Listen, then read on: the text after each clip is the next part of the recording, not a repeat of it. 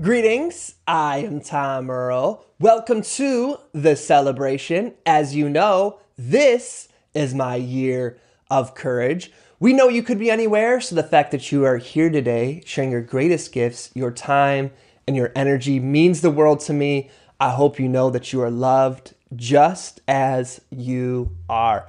If you are listening to this episode on the day it has come out, then you can say, welcome back to Tom and Adora, because we just got back from Nigeria, just got super married. It's awesome, loving it. And if you remember, if you've been joining us these past 2 weeks, you know that these 3 episodes, 2 weeks ago, last week, and this week, are all focused on ending 2018 with genuine reflection so that when January 1, 2019 hits, you can already move into envisioning, implementing, and starting 2019 stronger than you ever have before. Let's begin this episode as we always do when it's me and you. We do that by aligning our intentions with our breath. So I'd like you to think of one intention you have while listening to this episode over this next hour. Think about it. The count of 3, we're going to breathe in. Ready? 1, 2, 3. Breathe in. And release. One more time, breathe in. And release. On this week's episode, we are going to focus on how do you define success? Oftentimes, as we end our year and we start to reflect back, we can start to filter our memories through the emotions that we're feeling now. And so if for some reason, let's say you're feeling down on yourself or you're feeling like I didn't do enough, even if this year was one of your most successful years, you're going to filter all of your memories through that emotion. And you can actually rewrite a moment that happened based upon how we feel. And so instead, we want to have a neutral gauge we can use to measure what was success and what does success look like. Oftentimes, as we're going to find as we go through this workshop, that success is something that was ingrained and taught to us as a young age. And it was something that we took at face value and have been living, programmed, trying to achieve this level of success that we might not actually even believe in anymore. And so as we go through this workshop, I'd like for you to create that bar of what do you define success as? And as you reflect upon this past year, use that bar rather than the one that has been programmed into us that this is what success is, cookie cutter for everybody, no matter what your life looks like. And as you're envisioning what success looks like in 2019, I'd love to invite you to become a member of the Celebration Academy. This next workshop we're going to listen to is actually day 3 of an audio program that you get as a bonus. You get it for free along with 3 other courses that you get simply by becoming a member of Inner Power Group Coaching. And as I mentioned the past 2 weeks, if you'd like 50% off your first month, join before the end of 2018 and use the coupon code DREAMBIG. So without further ado, I will get out of the way and allow you to jump into this program, this workshop that's going to talk about how to define success. I'd like to let you know that this is an audio program we're going to jump into. So you're not going to see anything. So if you're watching the video, just know the reason it's going to go to the screen is because it's an audio program. I really believe in audio's ability to multitask, where you can download a program and as you're brushing your teeth or getting ready or in traffic, you can use the traffic jam as a university and listen to different empowering podcasts, programs, which if you're listening to this podcast, I know that you already do. And so once again, I'm going to get out of the way and jump into how to define success. Just want to thank everybody for joining us once again. What we're going to start by doing is I want you to write down 2 truths and 1 lie around what success is. But you want to do it, you don't have to do them in those order because we're going to try to guess which one you think is a lie. Okay, so 2 truths and 1 lie about what you think success is. 2 truths and 1 lie. and we're going to try to guess. Any questions? No. Okay. I got it. And while folks are writing theirs down, would love to invite the people who are listening to think of what are your 2 truths and a lie around success. And if you could, post them in the comments below or post them online and tag me. I'd love to see what yours are and see if we could guess them. And I see those around me are finishing up. So let's listen to theirs. Who would like to start us off? Me. Go for it.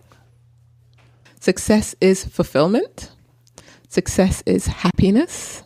Success is sustainability. Okay. We'll go around and guess. Mine is sustainability is your lie. Me too. Sustainability. Happiness, sustainability, and what? Fulfillment. Sustainability is the lie. What's the lie? Happiness. Oh, I was going to change at the last minute. I was going to be like, never mind, it's happiness. Ah, I should have. Okay. Awesome. Wonderful. Who would like to go next?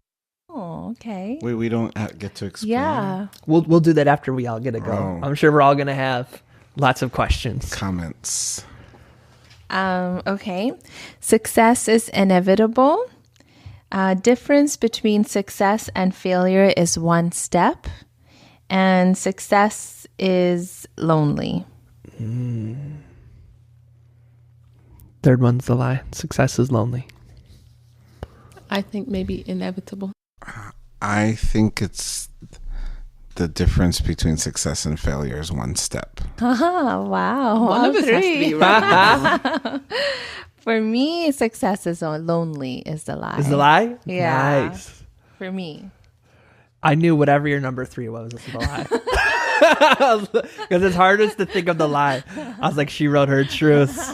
She's taking her time on her lie. That's interesting. Okay, I'll go. Success is driving a Tesla. Success is an internal journey. Success is making your parents happy. Making your parents happy is the lie. Success is driving a Tesla is the lie. What was the middle one? Success is an internal journey.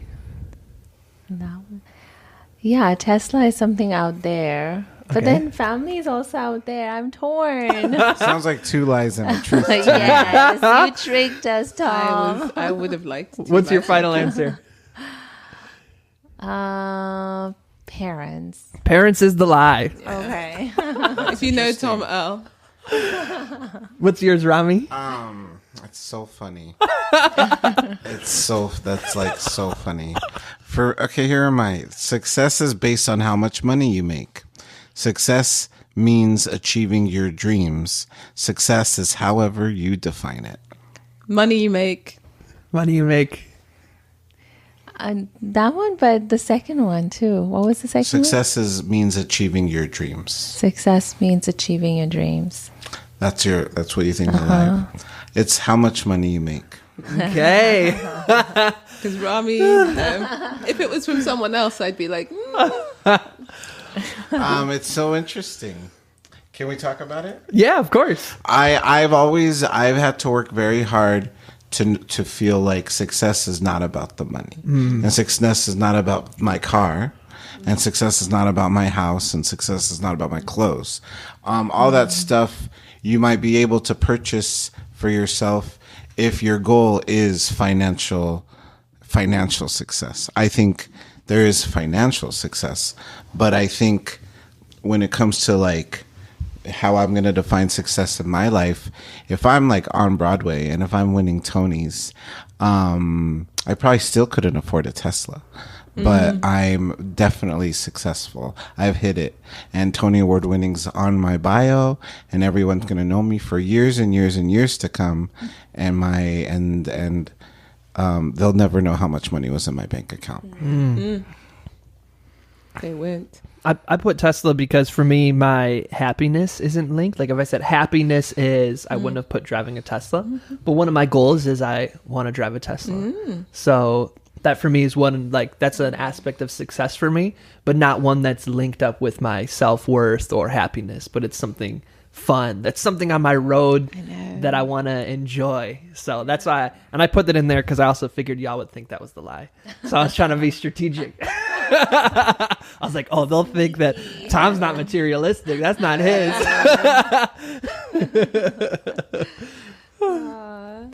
I know we had some questions about Adora's.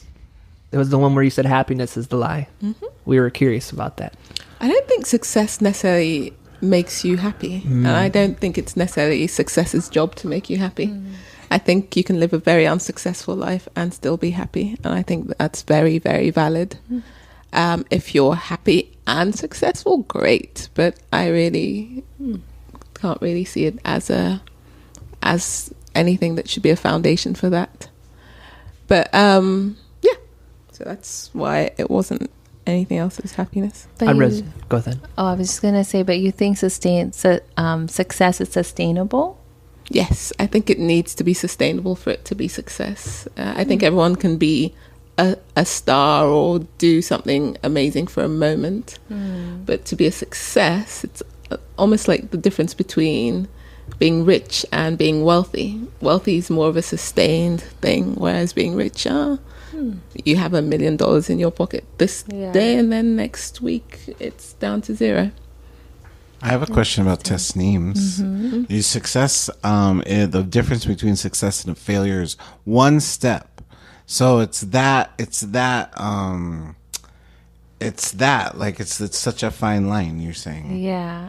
Well, for me, the first and the second, which is success is inevitable, is very much the same idea with the second one, the one step. Because, it's like if you stay committed to the journey, then it's on the horizon. And you never know which step is going to be the breakthrough. Like, you see all those famous failure type people like Michael Jordan, and the number of times someone was dismissed. And if they stopped at that 12th time, that's failure. But because they were willing to go the 13th time, it's success. That's awesome. Yeah. I think this is awesome just from this two truths and a lie. Already we could talk about this for the next hour. Like, we could dissect it. But for me, the takeaway is that all of us have our own definition of success. And like earlier, we talked about your vision and we talked about comparison, is that things start to get weird when we try to take on other people's definition of success. And we start to judge other people's definition of success. So what we're really focusing on for the first part of today is, what is success for you? Okay, what does that look like? And maybe what are some things lacking from success? Like Adora said to her, success is more about achievement and not necessarily about fulfillment. And so maybe then you need to always keep in mind that success for me isn't going to have happiness. Although I think you had fulfillment in yours, didn't you? So what we're going to do now is, if you could grab something to draw on. It could be on the back of what you drew on a few days ago, or a new piece of paper is in the middle. And I want you to draw, what were you taught by your parents, by society, by school, by TV, by media? What were you taught success looks like? For you specifically, what do you think, if you were to really reflect upon your journey to where you are now, what is the message you've been given of what success looks like for you? So not necessarily what you believe, but what you have been taught success looks like. I'd like for you to go ahead and draw that. And of course, for the folks listening at home or driving or whatever you may be doing, you can pause this or visualize and ignore me, or if you want to have my voice guide you in your reflection as you visualize this on your mind, or if you're able to as you're drawing it out. Either way, you can use my voice to guide the process, or just tune me out and have your own moment of reflection. I want you to think of, as we've said, what were you taught success looks like? When you were growing up, by your culture, your family, our peers, what were you taught success looks like? Were you taught success in terms of your house, or maybe a family? What kind of family were you taught success looks like? What kind of job was there? Were you taught success looks like a certain kind of job or a certain kind of income? What kind of values were you taught a successful person exhibits and holds? Is there any sort of age you were taught you must achieve certain successes by? That from a young age you were taught you must achieve this, and success looks like doing this by this certain age. What were the kind of people that you were taught you should associate with in order to be successful? Or the type of actions you should take, or the type of steps were you taught that success looks like going to college? If so, what was the college, or what was the major you were supposed to study in? I want you to think of what was the journeys, what were the outcomes, what were the goals that we were either gently or unconsciously or explicitly taught that success is and that we should therefore follow.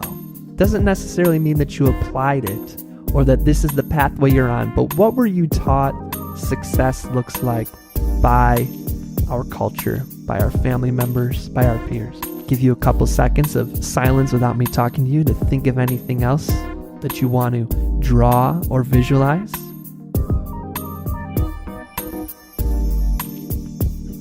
And here comes part 2. Here's what I'd like for you to do.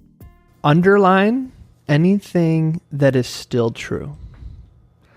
And you can just leave be anything that is no longer true to you. If you're visualizing your picture, I want you to think through some of your responses to the prompts I gave, or to the vision of success that you were taught that you had created, and think through what of those things do you still believe success looks like. If you were to filter and hit a search button, and one column was the things you still believe success looks like, and in the other column were those things that you no longer believe success looks like, how would that search start to look? How would that picture start to look? What are the things that you still believe success looks like? And what are those things that you no longer believe success is? Give you a few seconds here of silence to think of your response on your own.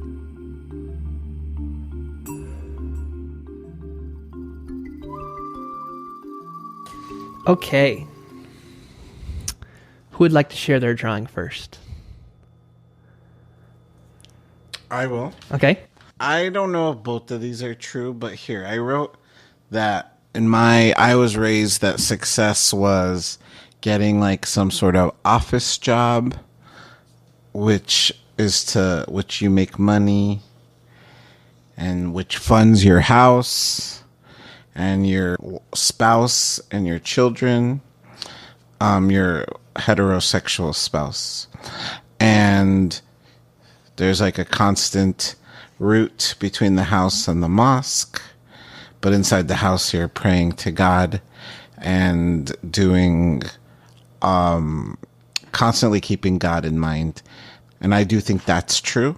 And I do think working is true, not necessarily looking like that. That's awesome. Can we step it up for Rami? Woo. Who would like to go next? I'm curious to see Tom. Oh. Mine is that first thing I drew, which I think might be consistent with a lot of ours, is that lots of money, that you'd be rich, that you'd be married to somebody who I think it was always unsaid, but that was white and that was Christian.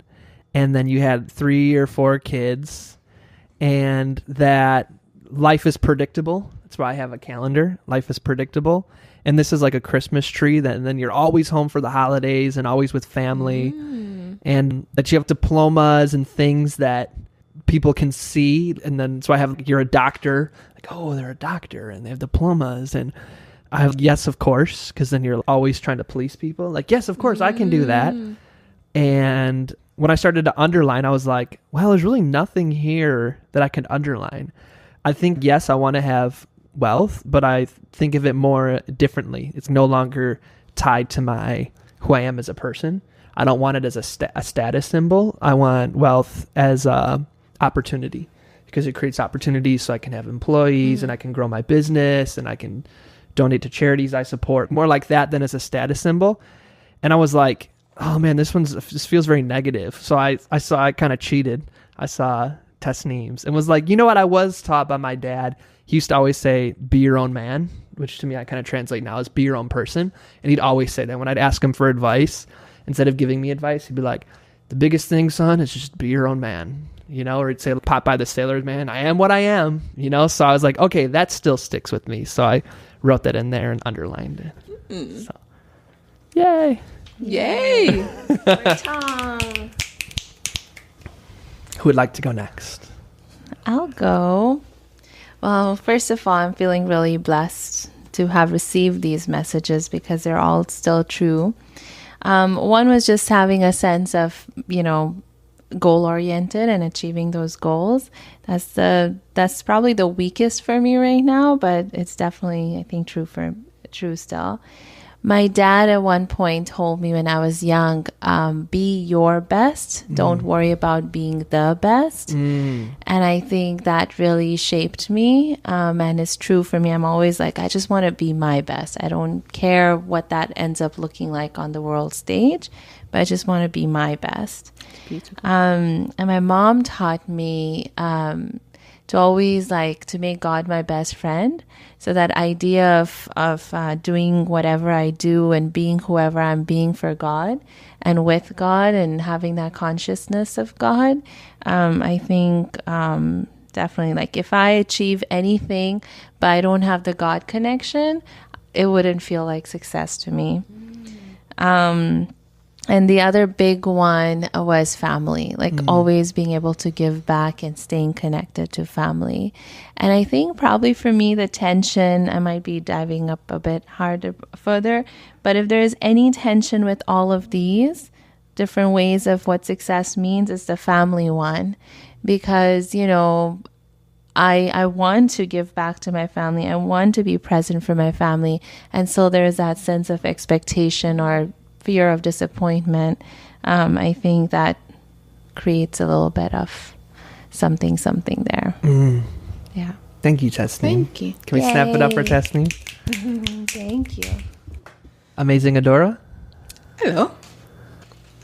So, I was loving looking at Rami's because I was thinking, we pretty much have almost the same picture. And I began to wonder if it was cultural, if it's just the African way. Mine's a huge beggar house. It even has Roman pillars in front with lots of cars everywhere. Private jet, helipad, and a helicopter on it. Married in a heterosexual formation with a bunch of kids and a big kind of tank full of money of all currencies. So I've got dollars, pounds, euros, naira in there. And I cancelled out the ones I thought were less important. So no more private jet and helipad. I think they're all bad for the environment anyway. Not that I wouldn't fly on one. It's just I don't know if owning one is a reasonable and sustainable way to work with climate change. And I also got rid of a few cars for the same reason. And I kept the rest because I think it would be fun to have a bunch of kids, 2 boys, 2 girls. And I do want transport, and I do want a house that's big, so I can have family and friends stay over. I cut out one of the wings because I don't think it needs to be quite that big, but a guest house for family and friends would be great. And I left the money in because I think it would be very, very helpful to be able to share the wealth with all the people who will be coming to stay. Yay. Can we snap it up for Adora, please? What were some feelings, thoughts, reactions that came up during drawing this, sharing it? I was thinking of adding a stethoscope for medicine, but I realized that the message I get from family and friends, for better or worse, is it's not really how you achieve these things. I know lots of criminals who have achieved all these things and no one's saying to them, you are a terrible person. So that was a useful insight for me. And then also hearing from everybody else, I realized that the message I get from society and even from my family to an extent is you don't even need to have your family in there. As long as we can see that you're successful, that's enough for us. We don't even necessarily need to share in this success. We might be angry if we don't share, but there'll still be a pride that, well, you made it, even if we're not part of it. So, Well, thank you, Adora, for sharing with that level of honesty and self-reflection. We appreciate that. thank you. I was surprised by feelings of resentment or frustration that came up. I was like, wow, I'm really feeling tense. I was surprised by that because I had been thinking about this activity for a while. And I just kind of anticipated. So I was surprised by how positive yours was. That I was anticipating that a lot of people's were need to be wealthy, need to be married, and it needs to be, we all kind of highlighted straight, and the person should look like you and be from your culture, and loyalty to family, and all these things that should be predictable, and these things that are really maybe not even aligned with who we are, but at the same time, like, tough, you know, to just like, and have it all done by 24 so your parents don't have to worry. You know what I mean? I think just that pressure I was feeling. Rami or Tasneem, what's the things? Some I'm things that came up for you? surprised too, honestly, because I think I was probably thinking of my immediate family. But if I go into the cultural sphere or, you know, I think a lot of what you guys are saying, nothing surprised me in that sense. I've received those messages as well. But I'm feeling very grateful that I have the parents that I have and the messages that I've received. Yeah. I was grateful actually that I realized that this was all BS. You know, like you know, the only real thing I underlined is this sort of like submission to God and this idea of working. And I feel like those are pretty open, but I'm so moved past this sort of expectations that other people have of me, that society has of me. I'm like grateful. I'm like, oh, this is funny. Like it was amusing to me. Oh, all the things I used to hold to be true, and I don't hold any of it to be true. What value do you think there is in naming this? What we've been taught success looks like. What value do you think we can draw from being self-aware of this? I think it's just an opportunity to say, is this something I choose to hold on to or change? Like what I think Rami is saying. I think that's true for me. Anyone else? Or if you don't see any value in it, that's fine. Well, too. like I just said, it validated sort of the choices I've made. And I feel like, oh, this does not feel like, this does not feel a hindrance. It doesn't feel inhibiting in any way at this point. Maybe it had in the past. I think I realized how much I've embraced of the messages, and maybe to the extent where it is what I need to feel successful. Or maybe I was made to already want these things regardless of all the influences. I can't really say, but at this point in time, yeah, these are the things that would, I feel, make me feel successful. I think that, especially that last part, that it would make me feel successful, especially for me when I think of that a lot of this would be wanting approval, right? Me trying to create this exact vision would be my success. Underlying motivation would really be approval from my parents, from my culture, from society. And that so many people that I've worked with in workshops like this, where they're immersed in this, there's just like so much silent suffering. And it's hard when you have the job that you've always thought you should, you have the relationship and the kids and the house, and you're always with family, and it's like, I have this, so why am I still, my soul feels crushed. You know what I mean? I think there's a lot of people like that. But then I also try to think of, where in my life am I still having this? And I was talking to somebody yesterday, and they were like, hey, so what are you doing? Like, it always comes to, what do you do? It really means about jobs, right? So what's going on with your jobs? And I was sharing them with the contract I was working on. And for some reason, I told them how much I was getting paid for it.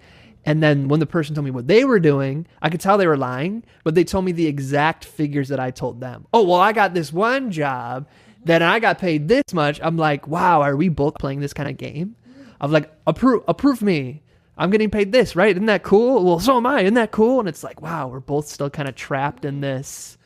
I'm successful. Look at my picture. You know what I mean? So I think, although I know I'm not in this, that there's still always going to be remnants of, look at me. I'm the success that society taught us.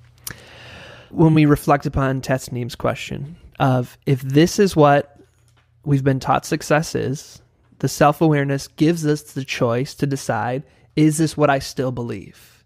So we underlined and said, underline the things that you still believe. But what we want to do now is to make it a little more explicit about what you believe success to be. So as much as we can, why don't we kind of clear just a little bit where our hands can kind of move. Want to introduce to you my friend Pig. This one's also Dr. Pig.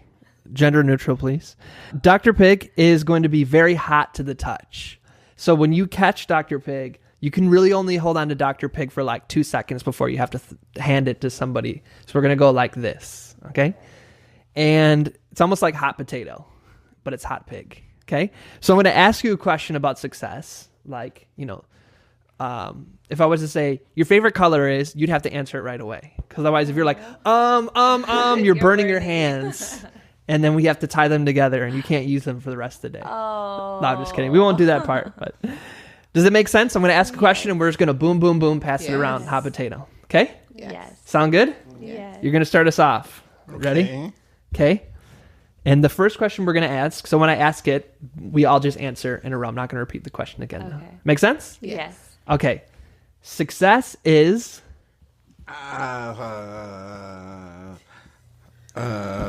Goals achieved. Sustainable.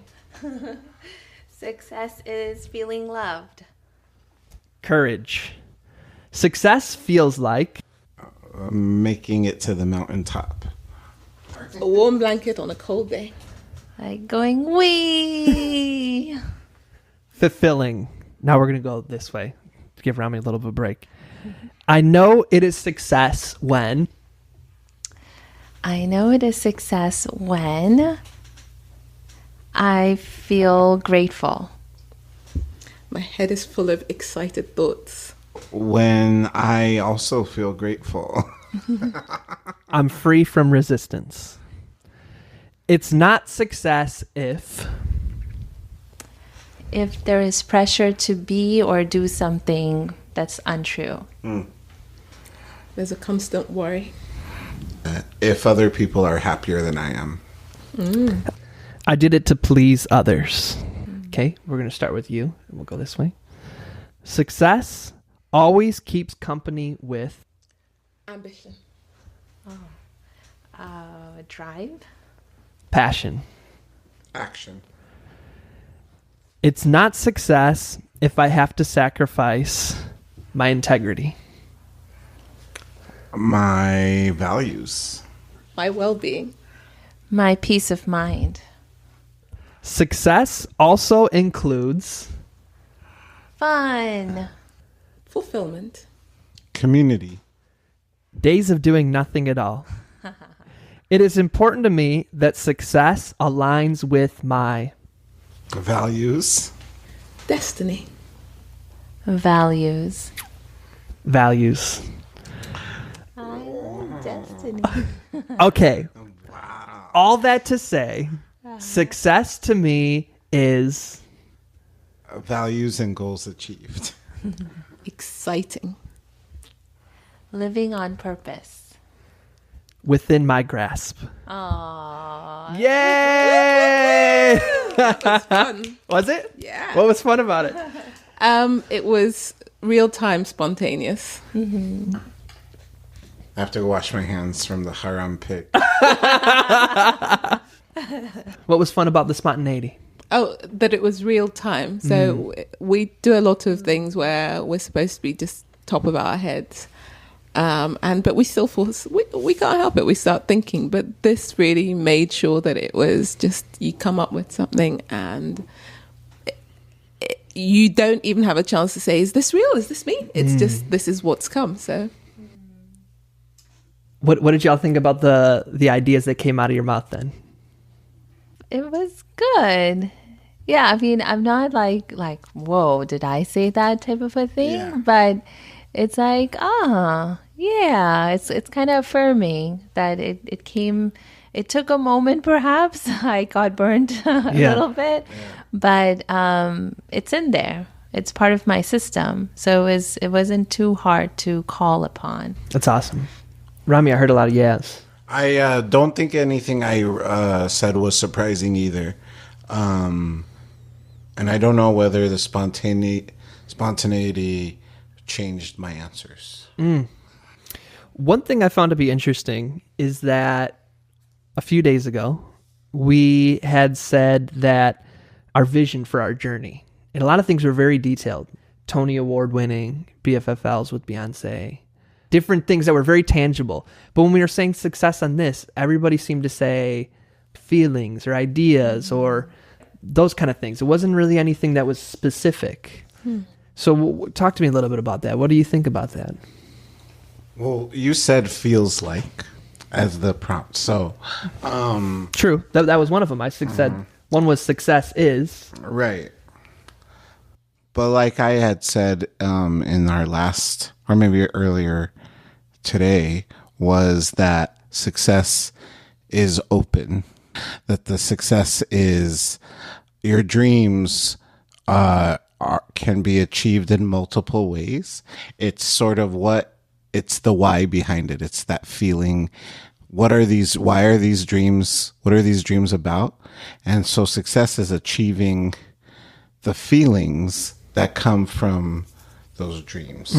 Does that make sense? It does. I don't think success is that specific. Like any material object, having that wouldn't mean success for me. But if having the object gives you a feeling of success, it's the feeling you're going after. Yeah. That's deep. I've heard that a lot, that anything we think we want it because of the feeling we think it'll give us. Yeah. Yeah. And I think those things are kind of like they're the indicators, right? They're the measurement. And I don't know about you guys, well, you all, but I want proof, you know? I want to be able to hold on to something and say, yeah, look, I have it now, you know? And yes, it's the feeling that makes it worth it. And the feeling is actually not dependent on that thing, but that thing is so instrumental in bringing about that feeling and making it easier to share, because I think success is also something that is not just for you to feel internally and, you know, go to bed with. It's the type of thing I want to feel.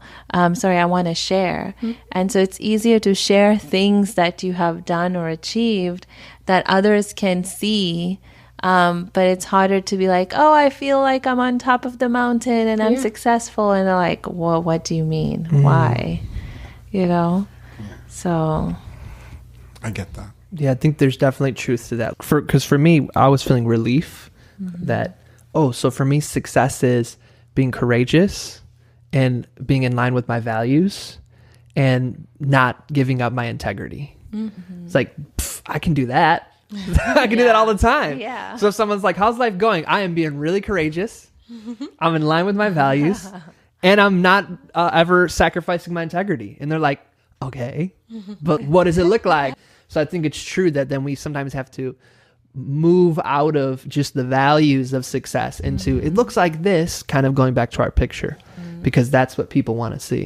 Yeah. I mean, could I, like, what that made me think of was like Adora, your success, where, you know, you cut out the jet because, like, say the jet is this material thing that might make you feel successful, but it's actually compromising your values towards climate change or sustainability. That sometimes when you have a very specific goal in mind, sometimes you compromise your integrity just to hit this goal, and you stop thinking critically about your values and all that stuff. I'm just saying, what I heard you say made it like, this is why you cut off the jet from your image. Not that, hey, you want to keep the jet, that's fine. But you also say you care about climate, so let's figure that out. Yeah, so true. Adora, any last thoughts from you? We haven't heard from you in a minute, but no pressure. I was just thinking how, it's what Rami was saying, what Tasneem was saying as well, how it is about feeling and the external stuff. And what we were talking about in an earlier class when I was saying how I found my selfish touchstone. And now I've reminded myself of what it is. Anything I decide to do, I have that thing to check it against and say, ooh, does this do all the things that this used to make me? And if so, then I am going in the right direction, even if I decide to go in a completely different one. So having that touchstone on the inside, and then of course, it's a very big thing for me to be able to share. I don't think I enjoy anything as much unless I can share it. It's wonderful. Thank you, Adora, and thank you everybody for sharing all this about success. One thing that comes to mind for me is we've probably all heard this before. If you have a pot of water that's boiling and you put a frog in it, the frog will jump out. But if you put a frog in water that's room temperature and you boil it, the frog won't notice that the water's heating up because it's happening so gradually, and you'll be able to boil the frog alive. So, it's kind of the same thing with success, is that it's such a slow pressure that we start off saying success to me is these things about values, is courage, living with my integrity, being my own person, trusting God, these different things. And then little by little, from little questions people ask us about, well, what do you have to show for it? And little different ways that we ask it, or you go home for a family reunion or holidays and what have you been up to? Oh, just living in my values. It's not going to sit, right? Like, yeah, but what do you have to show? Like your brother is now a doctor and 4 kids. Like, what are you doing? Just, like being courageous. Oh my God. So that's kind of the slow pressure that happens. Or if you apply for a job on a piece of paper, you're supposed to have exactly what your external success looks like. You can't just say, I'm just someone who all the time, I just live from my heart. So just being aware of what's that the boiling look like in our life. And maybe every once in a while drawing, okay, let me get out on a piece of paper what I'm being told success looks like, and then reevaluate for myself so we can make it more within what we're trying to do, because I resonate with what you said. Success is just one step away. So can we snap it up for yourselves? Yes, indeed. Greetings, Tom Earl here. I hope you enjoyed that workshop. It's actually day 3 of a 7-day workshop. And so if you'd like to go through all 7 days of this empowering audio program, you will get this along with 3 other courses as a bonus, absolutely for free, when you join Inner Power Group Coaching. I know I keep going in on this each week. The reason I do is because I am passionate about empowering you with the tools you can use to have 2019 be the year where you experience the most amount of success you ever have.